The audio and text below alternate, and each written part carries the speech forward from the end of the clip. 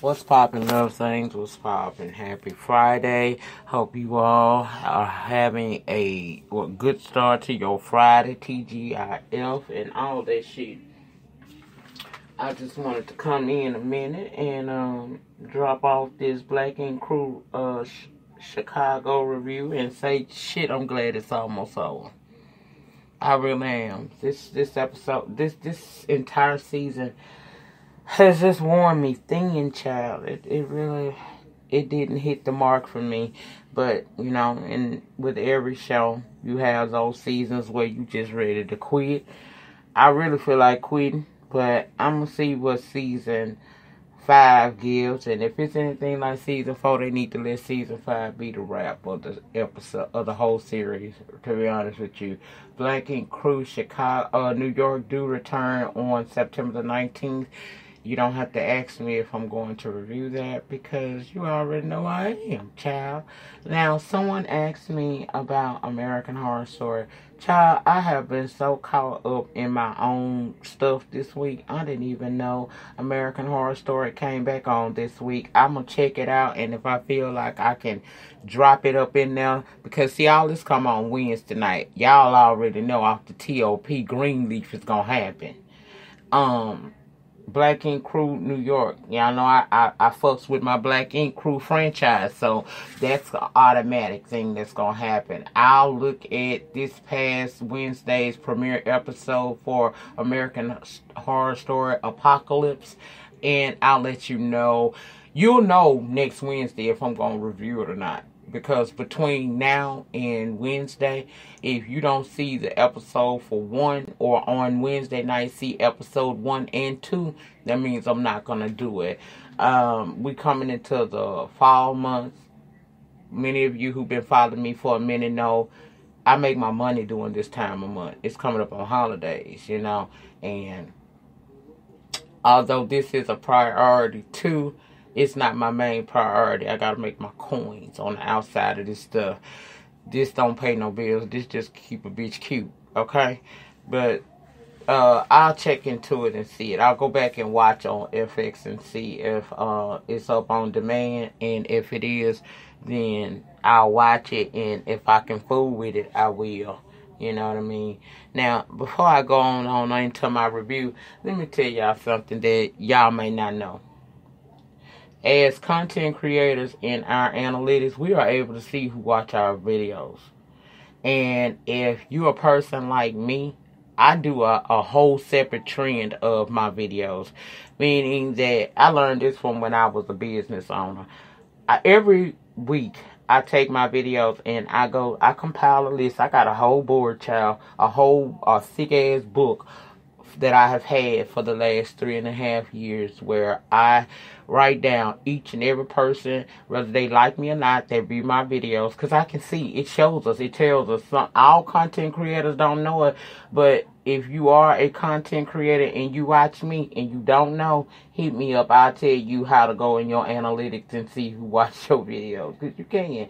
And a person like me, I pay attention to my comments. Now, they may pile up on me sometimes, but I know who watched my videos, and I'm usually able to tell who the thumbs down person is. I don't get many thumbs downs on my video unless I'm talking about a controversial topics like them girls, Cardi B and Nicki Minaj. You know, y'all stands for them be so up in your feels. Y'all can't stand when y'all find somebody that sees stuff from a different perspective.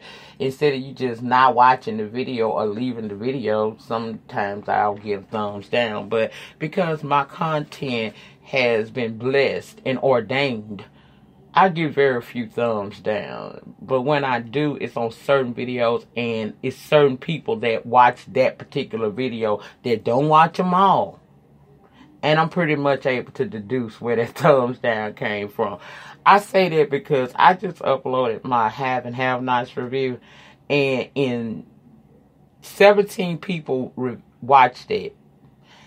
Out of those 17 people, somebody decided to thumb it down. Now, that don't hurt my feelings. It really don't matter. I'm telling you so you know that I know who the fuck you is. I know you and somebody else that always comes over every now and again. You don't do it every video. I can see that you watch that video and you probably are that person that thumbs it down, because it's only on the videos that this particular two people watch that they thumbs down. They don't come over here all the time, but they know. So I'm just letting you know, because I would rather you just don't come to the channel than to do that. But if that's what you choose to do, it don't really interfere with me at all, because once you click on the video, you are counted as a view. The time it takes for you to click on my video and thumbs it down, your channel, whether you do content or not, has been captured in my analytics. All I do go back and look, and when it's real low, like 17 views, it's easy for me to go over there and see who all watched the video, and then go back to my trend that I keep up with and see, did that person watch it? You know what I'm saying? Is this the same person? In other words, honey, I'm crafty. Okay, I'm a crafty bitch. I don't just do this for fun. I do this shit for real. And basically what I'm saying is, if you don't like the content, honey, you don't have to come watch it. But if we do something for you to come and thumbs me down, boo, continue to do what you do. It's okay. You see the shits ain't stopping coming though, right? You ain't ran me off. I ain't stopped doing it. So it's really a waste of time. And I took the moment to say that because this review really ain't shit. So I feel like getting that, you know, off my chest, because I want people to know that when you do certain things like that on a person video, they can pretty much, if they smart and they watch their shit like I do, they can figure out who that thumbs down is, or at least get a estimate of who it could be. You know, you can kind of narrow it down to damn near who it is. So I know, you know, pretty much who the two people is that love to do it on every now and again. Because you don't come to me every day. But, child, I guess you had time today, huh? That's why I took the time to tell you, fuck you. Okay, now that I said that, I'm done. Y'all know I don't like to do the drama shit, but every now and again, I need to let a bitch know that you ain't slick hoe. Anyhow, Black Ink Crew, Chicago. I'm the new you. Season 4, episode 15, y'all. I'm so glad it's about to be over. We open up with Danielle feeling on Charmaine butt, and I got to ask the question, did she get some work? Because that booty seemed a little bit fatter to me. Now, child, y'all know I watch everything. So I'm just wondering. And then they go into discussing that they only got 2 tat artists left, Van and Cobra. Then Cobra come in the damn door with this knockoff Kane mask on, talking about she want to wrestle. Yes, bitches, wrestle. Van come in and see it, and he asks what it is. You know, what the deal be with that mask. So she explained, and then Charmaine discovers a letter that Lily had left at the shop. To Charmaine, she says that she was uppity and had a mouth on her. Danielle, you didn't deserve me to put my hands on you, girl. But in truth, you don't add nothing to the shop. You're merely the person that sits and looks pretty. And you boring. Now, girl, she ain't lying about that. Van, you got a big ego, and you have proven to be a major disappointment. Girl, you took the time to write these people a handwritten letter talking about your grievances. Why do people feel like they need to announce their departure? You don't need to tell me why you leave, and if you leaving, bitch, you really ain't got to tell me. You ain't got to tell me when or why. Just go. When I get ready to bounce on a bitch, I don't get no explanation. I'm just out of here. Child, them people was not faded by that at all. Now, Cobra, she neutral because, you know, she friends with the hoe. But either way it go, you know, that shit didn't mean anything. Van said that Lily proved that she is toxic. Charmaine agreed to it, so they decided to get the bitch the final boot. They balled that damn letter up and threw that shit out the door. And I would have did the same thing. You so stupid. Now, 4 back in L.A. and London on the track is back from tour. They meet up in the studio along with his tour manager and general manager. And remember when he told 4 they had 10 songs they needed to work on, and he need to get done. Well, Ford don't understand that he meant ASAP. Because when this man come, Ford ain't got nothing but maybe 3 songs ready. The rest of them, he playing, but he only got part of the work done. And his excuse was, I haven't been able to get with the engineer. Well, Miss General Manager Fish say, look here, and when I got to get something done, I don't wait. I don't stop until it's done. For learning that he got to do better. 10, you only got maybe 2 or 3 songs out of 10 done. No, you got to do better. He realized he got to grind harder because, see, remember back in Jamaica, London say he don't really just give second chances, but he giving Ford one. So Ford better figure out if that's what he really want to do and get on task and finish the task, okay? Now, Lily's claiming like she a free agent and she just happy as hell. Reese old pussy cookie ass and went back to California. Deuces, we need you. But she says she meeting up with somebody who she feel can fully get her back on track, and that is none other than Ryan Henry. I said, now, as much shit as this dick sucker done talked about this man on this show and on Instagram, she got the nerve to be sitting in this man's face. Now, I agree. I did feel like Ryan kind of did her wrong when he decided to make his move because he had just brought her in and she had nothing to do with it. And I'm glad they addressed it. Excuse me. I'm glad they addressed it in their conversation. He explained that when shit happened, he didn't mean to leave her to the side, but he didn't have anywhere to go. And he knew for him to go, so he didn't have nowhere for her to go. So basically, he didn't mean to leave her like that, but it is what it is.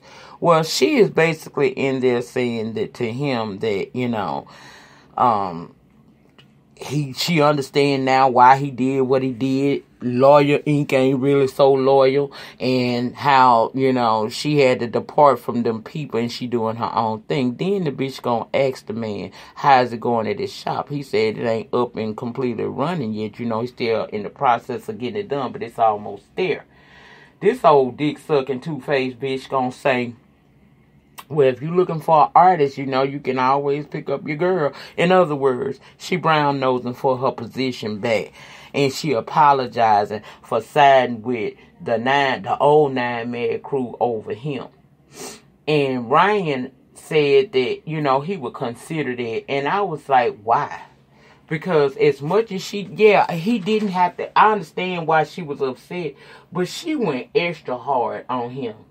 Because she was the one that was one of the main people saying, let's do our own thing. So don't put it all off like it was just them. You were just as much as part of that mess as they were. You didn't have nothing to do with the Cat Ryan situation that led to the breakup, but you was in that shit, Lily, and you talk shit on this man's name.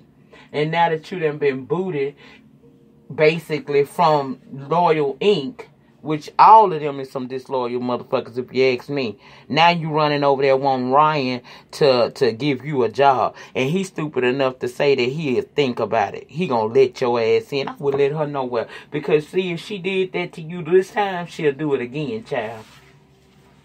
Lily can't be trusted. She can't be trusted at all. I can't stand her. Anyway, child, we got Charmaine and her mama meeting up. Apparently the parents still in town, but her father ain't there. See, he's still upset at that meeting that they had with Nick and his mama. And they did the replay of when she was running around talking about she ain't need no husband, but she wanted a baby. And the daddy said he know he ain't raised no dummy. Mama then moves into talking about her relationship with Ryan and how they were like family. She felt like Ryan was like a big brother to Charmaine. And we find out that Mama still having conversations with Ryan, you know, and she urging Charmaine to make it right. Whatever went on between y'all, because Mama don't know everything. She urging this girl to go talk to this man, and I was like, you know what? I don't think that's going to work. Because even though you may be cool with a person, you can accept their apology. We're going to get to it. I'm going to tell y'all what I feel about that. Anyway. She did admit that Charmaine admitted that things got ugly on both sides. And you know, we got the replay of all the things that Ryan had did for her, which I didn't understand after all of that. Why was she so quick to side against him? I just don't understand. But anyway, y'all, she is considering going to fix her relationship with Ryan. Now, Lily comes to the gym to support Cobra, but Cobra done did something to her damn neck, and she on her way to the damn ER, child. On the way to the ER, she tells Cobra that she met up with Ryan, and Cobra says she ain't got no beef with nobody, but she's still staying out of it. Now, 4 went back to Chicago. He said he realized he need to, you know, get himself together, and he wants to go and talk to Ryan. Things in LA ain't going right. He need to get regrounded. Now, they over there at the new 9 Mag working out the basement because the construction is still on the way upstairs. Ryan does a tattoo that says Chi-Town, and what was that? It was the name Chi-Town. I think it was the skyline or something like that. It was nice anyway. I liked it and he liked it. And basically he said his city behind him, he needed the support of his city to get his energy and inspiration up, and that's why he there, okay? Now, Don is teaching little baby DJ to barbecue because he done invited the whole family over there. They having one big old happy family meal together. And he come in there, they all gathered around to say the meal. Don did the grace and to eat the meal, and he said the grace, and he said thank you, something about his family. And Ashley said, now that's a word, I felt that. She admitted that if Don continues to show that he's growing and getting better, that she might wind up going back to him. Duh. Then they started talking about working, and 4 said, won't he come back to 9 Mag? Because he always welcome over there. And I was like, but I thought you wasn't 9 Mag. I thought you really was over there at Disloyal Inc. and y'all was going, you know, that's... Girl, basically what I got out of there is I don't give a damn how neutral 4 say he is. He leaning more toward Ryan. And maybe that's because they've been knowing each other for a hot damn minute. I don't know. But I do know that in that scene, it was clear to me that he may still fool with some of the folks that loyal in, but his loyalty is with Ryan. And Ashley was saying that she would like to see them all back together. But see, Don mind on something else. He's thinking about owning his own. Because see, when he working for Loyal Inc. or 9 Mag, he making money, but he also feeding another man's family and building for their family. He thinking about doing his own, and I thought that was a great idea. So we're going to see how that's going to work out in the next season, if he going to decide to branch off on his own. I would, shit. Ain't nothing wrong with owning your own. That way you could be setting up your own legacy for you and your family. You got boys coming along. Baby, you better get out there and get it. Why be an employee if you can be the boss? Hello. Now, Ryan and his crew is hanging out. They having a barbecue to celebrate the grand opening soon. It ain't ready, but soon it will be. And Lily done came, and when she showed up, everybody looking like, what the fuck? Bella say she was passed out in Jamaica, but she know this much. She know Lily was the one that was a part of the situation going on down there. And she also has seen Lily on Instagram going hard on Ryan. This slam girl is there and said Lily shifted the whole atmosphere. Ryan admitted he considering rehiring Lily, and Bella say seeing them get along just weird. Lily explained that her beef was really with Junior. It had nothing to do with Ryan. So Lily started partying with them, and then Charmaine came and you know, suggested that, you know, because of her mom's suggestion, and asked could Ryan talk with her. And I appreciated the fact that he walked off to have that conversation with her, even though that brown nosing ass Lily was over there talking mad shit to her, and she should have just not paid her no attention and just stayed on course, but she entertained that for a little bit. Now, Bella saw Charmaine come and say, is this run up on Ryan night? No, bitch, just shut up night, okay? Worry about not being drunk and taking care of your daughter. Charmaine says to Lily, you go with wherever the wind blows, and they start going back and forth. Ryan ended that, and him and Charmaine went to speak with one another privately, okay? Charmaine basically was saying they was close, she was fucked up, she admits that she threw him under the bus, and she apologized. Ryan is basically saying it's cool, but, you know, he can't understand why it was like how it was between them. He told her, look, basically, me and you was close. Me and Lily, it's easy for me to deal with her again because we was dealing with each other from the jump on a business relationship. Me and you was more personal. So when you did the things that you did, I felt the way. Now, while they trying to work out their problems, you got Lily back there steady calling Charmaine all kinds of pussies. And for some reason, Bella and Slam then got drunk and started going in on the girl too. And I'm thinking to myself, y'all riding with Lily and y'all just met her. Y'all don't know her from Adam. Y'all thought that it was going to be a problem when she walked up. But for some reason, in just a couple of drinks and dancing around with one another, y'all done flipped the script and y'all ready to come at this girl crazy too, to the point where Bella and Slam walked over to them and basically was trying to make them stop talking. Ryan and Charmaine looking at them. Lily come out talking about HBIC. Remember when Charmaine told her HBIC to her, said she was the HBIC when she brought that damn trademark or whatever it was you did.